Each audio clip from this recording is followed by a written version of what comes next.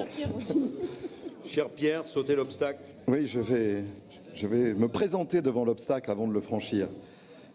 Tout d'abord, nous avons proposé cette jonction des vœux et de cette motion, mais un groupe n'a pas accepté. Donc, nous allons la commenter. Je vais commenter la motion. Donc, avec votre concision habituelle. Mais oui. Écoutez, pour une fois qu'on parle un peu de sport dans cet hémicycle, donc vous allez accepter de m'écouter quelques instants. Donc, je vais la commenter brièvement et remercier le groupe UDI de s'être associé à cette motion. Concernant le sport, nous sommes dans la mauvaise illustration de la fameuse parole présidentielle « et en même temps ». Le président Macron ne rate jamais une occasion de faire de la communication politique avec le sport. Il faut reconnaître que ça a quand même toujours été la tentation de tous les présidents de la République. Opération de communication. Quand ils célèbrent nos champions du monde de football, laissant même leurs supporters frustrés sur les Champs-Élysées.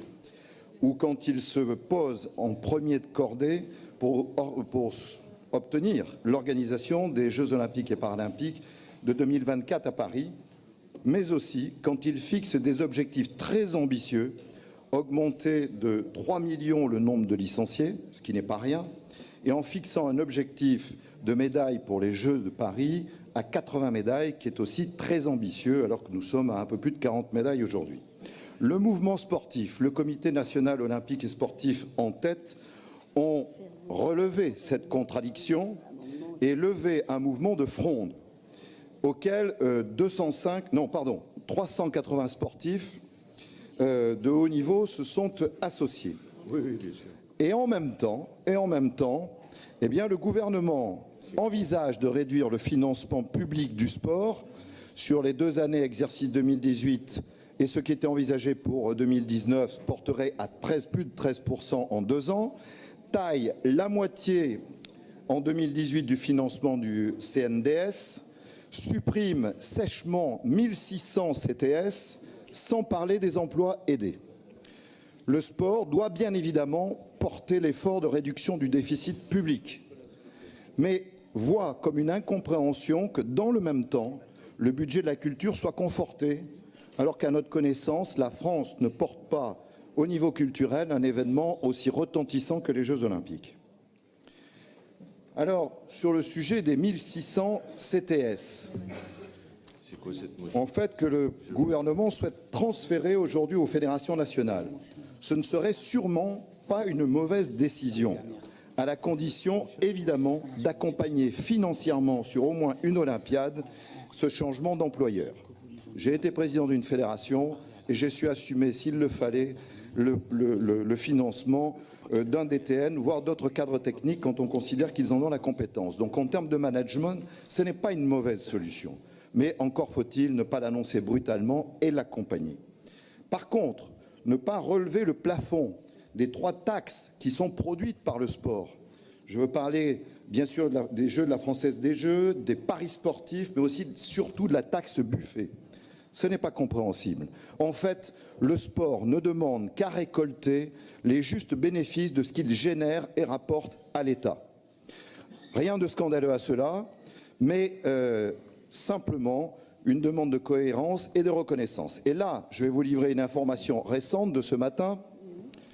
C'est qu'apparemment le gouvernement a entendu ce mécontentement, puisqu'une info vient de tomber et que le sport bénéficierait d'un sérieux coup de pouce sans qu'il soit fait appel à l'argent public, précisément en déplafonnant la fameuse taxe buffet. Donc le chiffre clé qu'il conviendrait de retenir, bien évidemment avec beaucoup de réserve, puisque c'est dans le cadre des discussions budgétaires en cours actuellement, le budget serait de 531 millions d'euros, dont 466 millions pour financer la performance de haut niveau et le développement de la pratique. Et il y aurait 65 millions pour Solideo. Solideo, vous le savez, c'est l'entité juridique qui va gérer les investissements structurants des Jeux Olympiques de 2024.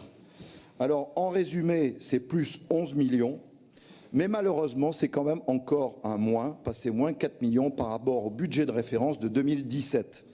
Donc, en fait, au final, c'est quand même une baisse que l'on enregistre. Voilà ce qu'il faut retenir sur ce sujet. c'est qu'au final, entre les vœux qui sont portés par les uns et la motion que nous portons, je suis persuadé que nous allons obtenir une unanimité sur cette motion et sur ces vœux concernant le soutien au sport. Juste, je rajoute, Président, ah oui, 5 minutes, pardon, parce que tout à l'heure, on a été privé un peu de la parole sur le surf. Juste pour une information, pour quelles raisons on soutient évidemment le surf et les Jeux Olympiques pourraient intégrer le surf dans les sports additionnels, mais ce n'est pas du tout une certitude. C'est la raison pour laquelle il ne faut pas lâcher prise sur ce sujet, parce que autant le surf est un sport additionnel dans le cadre des Jeux Olympiques de Tokyo en 2020, mais ça n'est pas gagné encore pour 2024 en France. Ce sera décidé par le Comité international olympique en décembre 2020. Mais là où nous avons moins de marge de manœuvre que pour Tokyo, c'est que la charte olympique va s'imposer de 10 500 athlètes, y compris les sports additionnels. Et vous pouvez imaginer qu'il y aura beaucoup de fédérations qui vont frapper à la porte du COJO donc, de 2024 pour faire partie de ces sports additionnels. Donc il est évident qu'il ne faut pas lâcher concernant le surf. Merci, j'en ai terminé.